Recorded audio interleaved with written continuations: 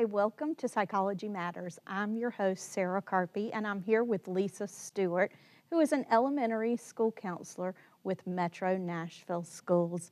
Welcome, Lisa. Thanks for joining us. Hi, thanks for having me.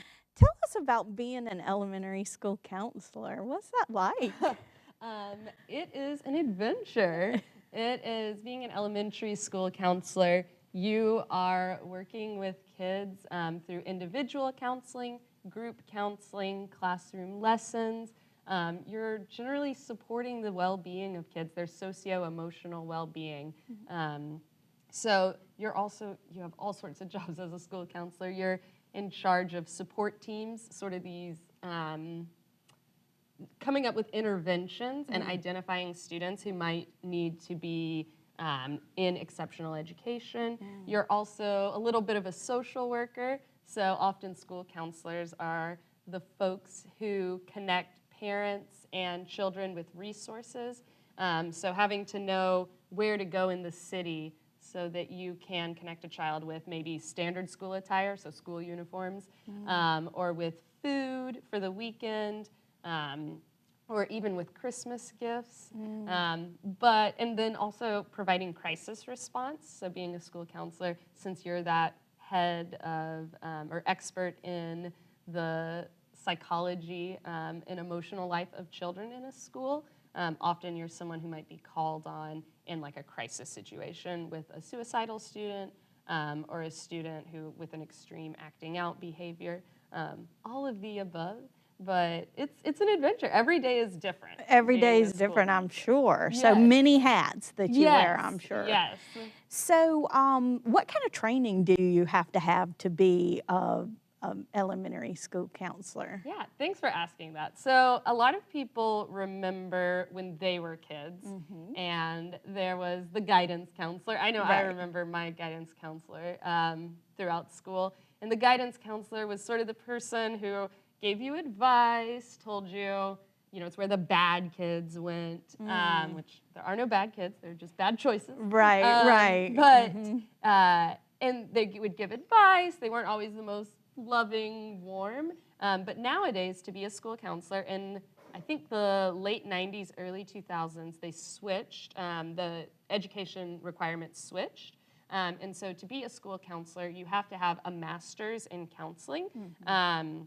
So I, for instance, have a master's in human development counseling. And then I specialized in counseling within a school, so being a school counselor.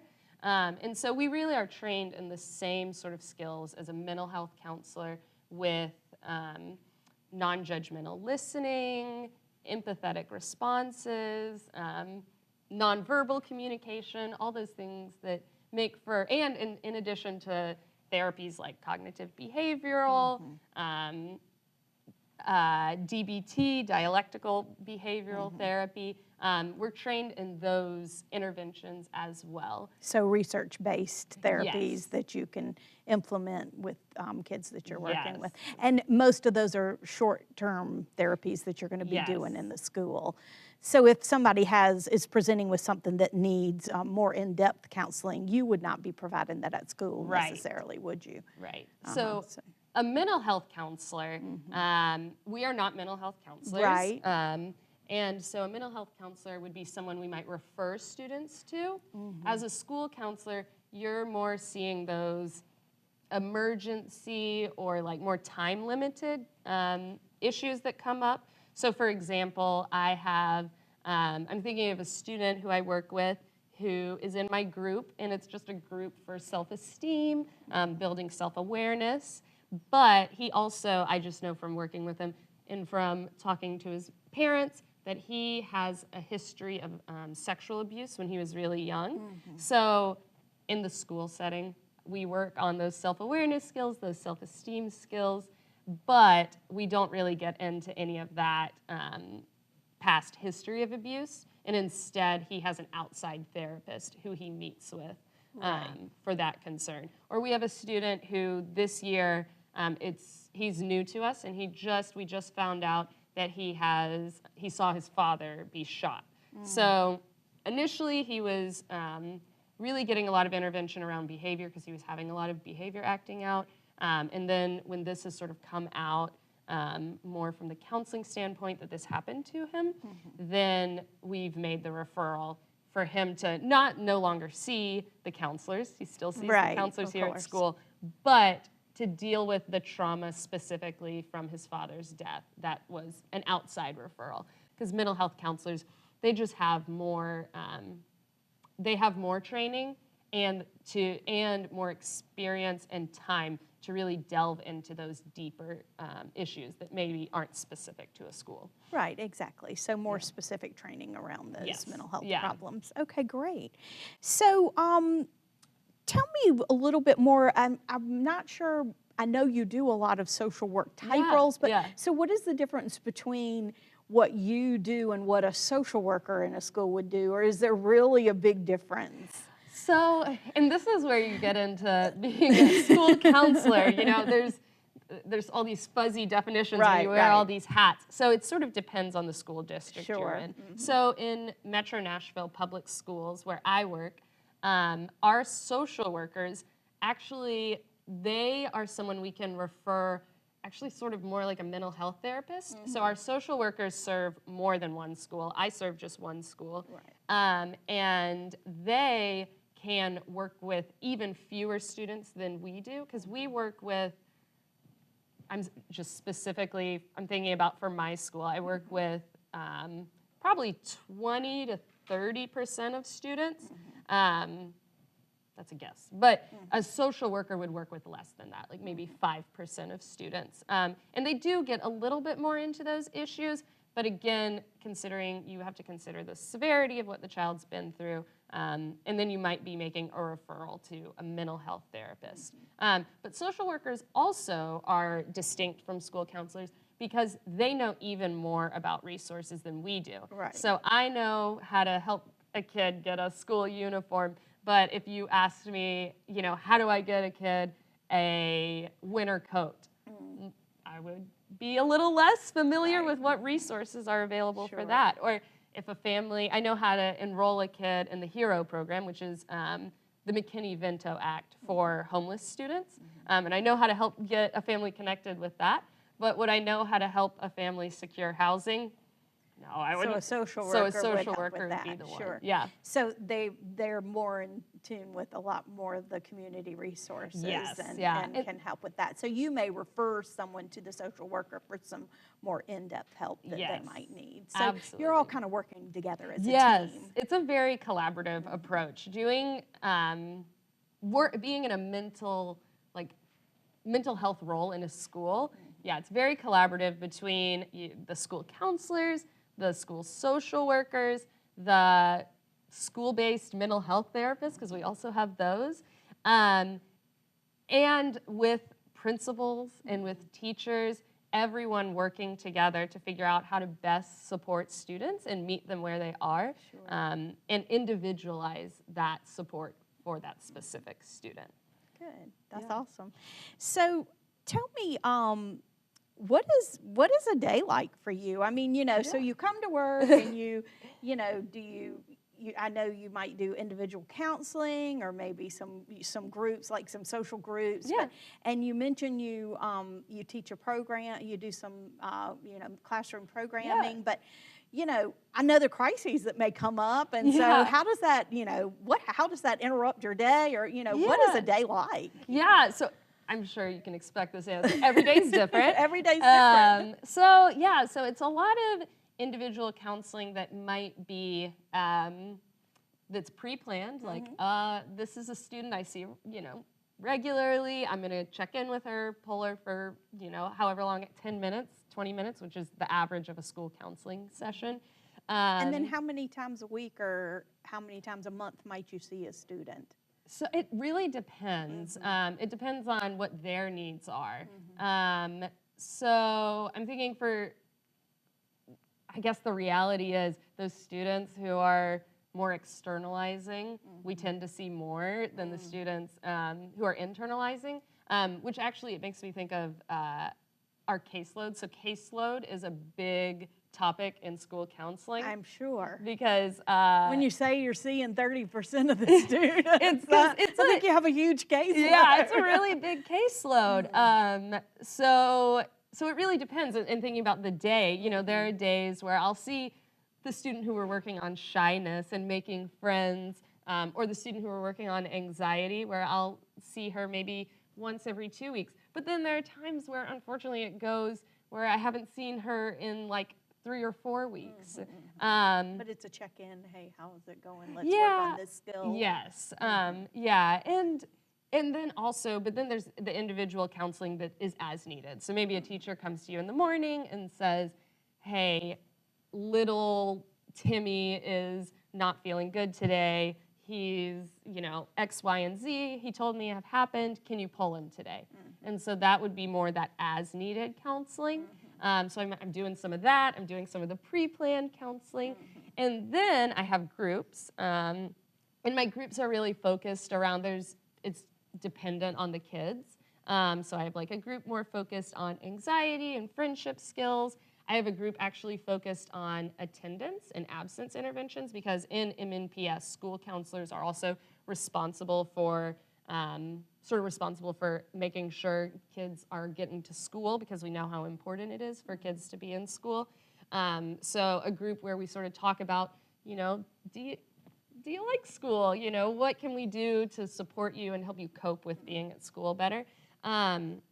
And then, so I have those groups, and then I have the classroom lessons, and classroom lessons where we're talking about, we're really building skills in kids. So in the past, a lot of what school counselors, the curriculum they were providing, it was character education, which is wonderful and very necessary. However, character education, I think it's now shifted a little bit more towards building socio-emotional skills in kids. So instead of teaching a kid not to steal or to have good manners, you're teaching them instead, what is an emotion? How do you know when you're feeling that emotion? How can you recognize that in someone else? So I do those lessons with the socio-emotional curriculum, building skills. Then I'll have time where I'm diving into data. Data's a big part of my job as well. And I'm looking in at like attendance data to see, you know, who are the kids who I'm seeing are missing a lot, and I need to check in with them. Checking on behavior data. Who are the kids who I'm seeing have been getting in trouble a lot with their teachers, maybe collaborating with teachers to figure out behavior interventions. And then there's part of my day that's meetings, where I'm meeting about how to support students and how to best prepare students for the world. And then there's the part of my day that's crisis response. So for instance, today, the second half of my day, probably half of my day was spent on a student who was suicidal. And so meeting with her and then talking with her caseworker, talking with the parents, safety planning. And when things like that come up, those sort of like urgent crisis situations, for good and for bad, it can preempt everything. So being a school counselor, since you're the one person who can take care of this, it winds up, you know, you have to cancel your lesson. So I had to unfortunately cancel one of those socio-emotional skills lessons because I needed to be involved in the crisis management. Yeah. So speaking of crisis management, so when you have something like suicidal ideation come up, and so handling all of that, you have protocol, obviously, that you need to follow as to who is called when and that sort of thing. Could you talk to us a little bit about mandated reporting? Yeah. Because, you know, I think a lot of people might not understand who is a mandated reporter, and, you know, what kind of things do we need to call about when we might suspect that there's a reason we should call. And, you know, and also with a crisis, like if a child says they might want to harm themselves or might want to kill themselves, you know, when should we call for help in that situation? So there's different situations when we might need to call for help, you know, both on the mandated reporting side and both on the side of if a child expresses suicide ideation or self-harm. So let's talk about them both, if you don't mind. Start with mandated reporting, and then don't forget to talk about suicide as well. So a lot of people don't understand that in Tennessee, the law says any adult is a mandated reporter. And a lot of people will say, well, I think something's off. You know, I suspect something's off. And that's it. That's you enough. want to know. That's enough. You want to know when to report. It's Right. if you suspect something. And I mean, it's really that simple. If there's anything that even if it's just a hunch, like, you know, I see the neighbor's kid, he's always looking dirty. I see sometimes he goes to school, sometimes he doesn't, sometimes he has bruises. And I don't know, maybe it's nothing. Report it, you know? Yeah, it's always, they're staffed 24 hours a day, 7 days a week, 365 days a year. Report it. And it's really important that you report it because it'll open a case, and then someone will always check in. They'll determine if there's a threat and then check in.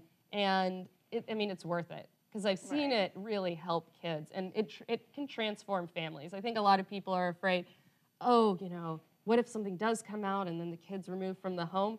Most of the time, DCS, the Department for, oh my gosh, I'm blanking on the name. Children's Services. Children's Services, yeah. I was going to say childhood safety. No, that's not it. But they want to keep families together. They do. So you'll see parents will go through parenting classes, and it'll really change the relationship in that family, and it can really help. And then if you know someone, especially like a child who's suspected suicidal ideation, first off, there's QPR, if you're familiar with that. I don't know, mental health first aid. So question, and that's right. And then keep going. Yeah, question, and I'm blanking on the P, but refer. Right. Yeah. So basically, talking to someone, exactly. listening to them, not saying, no, don't say that. Don't say that. You can't say that. You can't be suicidal. You don't think that. Well, I think a lot of people think if you ask, are you thinking of killing yourself, you're going to put the idea in someone's head and that they're going to attempt. Yeah, which is just, It's they're so already not thinking true. about That's it. Yeah. right. And so the whole thing is you need to ask, and you need to ask more than once. Yeah. And most often people are relieved someone cares enough to ask. Absolutely. And they will tell you their plan. Yeah. And you can save a life by asking. Yeah. So being that listener, talking to someone, and then trying to refer them out to other resources. So whether it's a therapist or any other mental health professional. But if it's something that's more urgent, where there's an imminent, like someone is imminently at risk of harming themselves, there is mobile crisis, which is through Mental Health Co-op, but it's funded by the state, I believe. But it's through the state Mental Health Co-op, and I just know when I call, you can call mobile crisis. You can call mobile crisis, and they will intervene. Yeah, they'll send someone out, and that person will be that's an expert, someone who specializes in dealing with suicidal ideation. And oftentimes they have individuals who specialize in an age group. So someone who can specifically work with elementary age.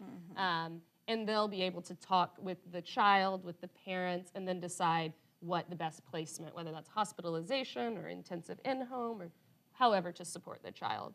And that's the whole thing. We just want to make sure that people are getting the help that they need when they're in crisis. Yes, yeah. Absolutely. Yeah. And so throughout your day, you're a typical day, you're counseling, you're in meetings, helping support students, you might be helping in a crisis situation, but one of the things you do is this social emotional support program called Second Step, which I too am familiar with. I've taught this program as well, and I'm really excited that you've brought Puppy and Snail here with you today. Can we get Puppy and Snail out and talk about Second Step? Yeah. So I do love Puppy. He's one of my favorites. The kids just love Puppy. They He's do. so awesome. They love when Puppy comes to visit. And the Hi, how are kindergartners you? at first will be like, wait, is that a real puppy? And he's so lifelike looking. And then Snail, of course, is awesome. Yeah. Snail is a little sluggish. Snail is awesome too. Hello. Yes. Hi, Snail. Hi. Snail is very cute too. Yeah. And the kids just absolutely love the Yeah. puppets, and they love doing that. So this program's fantastic. I've enjoyed teaching it. You have as well? Yes. So in MNPS, we deliver a lot of curriculum, but Second Step is one of our big ones, especially with the school counseling department. And I personally love Second Step. I love believe Second in it. Step. It's evidence-based. There's research to support it. I mean, I see in kids the way they remember the terms, they remember learning about disgust and how when you're disgusted, your nose turns up like this. It really is, I really believe in it. And so I love teaching it to kids. There's units on empathy, on skills for learning, so like listening and paying attention, and what that means to pay attention. This is what we're talking about, teaching so skills, true. not Yes, just saying absolutely. pay attention, That's right. but teaching what does it mean to pay attention. And then on emotion regulation, and then on problem-solving skills. So I really believe in it. It's really great stuff. It's a lot of fun. Yeah. And, you sing and you dance and you get to show these wonderful cards. And, kids need to play. And learning in a fun environment is so much fun. The Second Step program's a lot of fun. And the kids really do learn. It's a scaffolded program where every year builds on the same thing. Yeah. You learn new songs, and you repeat some of the same material every single year, so the kids really learn a common language. And it's wonderful if the school adopts it and the teachers adopt it, and they're all using the same common language to talk about emotions and talk about their feelings. And kids really do start to learn to calm themselves down. Can we maybe show people how to take belly breaths? Oh yeah, Would that be great? I think folks might enjoy learning how to take belly breaths. You want to teach us? Why don't you teach us about belly breaths? Okay. So I mean, it's really simple. You just put your hands on your belly. And I actually, with kids, I like to use, because sometimes it's a little abstract that, they don't realize your breath's coming into your body, what? So I like to say, like, imagine there's a balloon in your belly. Yes. And so when you breathe in through your nose, imagine the air is coming all the way down into your belly, and there's a balloon, and the balloon gets hard and it's filled up with air, and then you breathe out. And the air comes all the way out, and the balloon gets soft, just like your belly does. Exactly. Yeah, and you breathe in.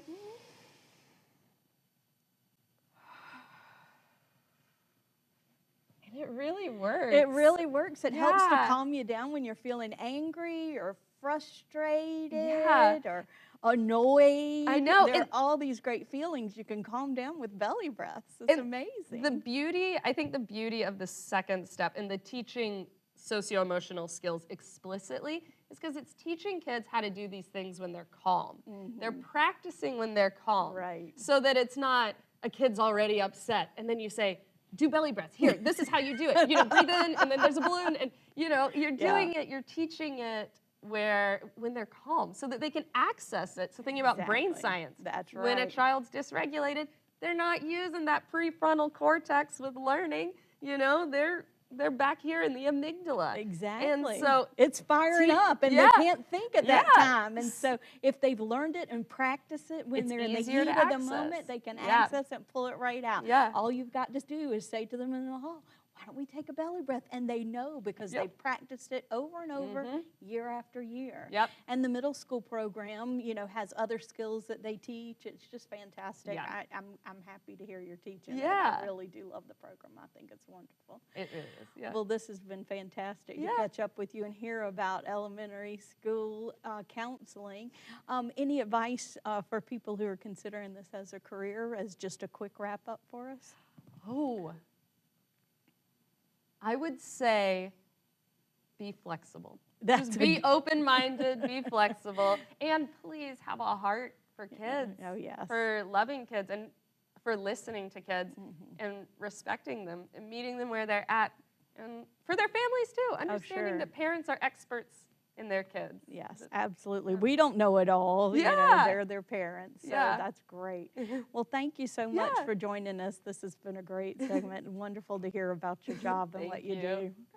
Thank you. Thank you for joining us today. That's Lisa Stewart telling us more about being an elementary school counselor. Watch our videos on Psychology Matters TV on YouTube. Please like our Facebook page, Psychology Matters TV. I'm Sarah Carpy, your host. Join us again.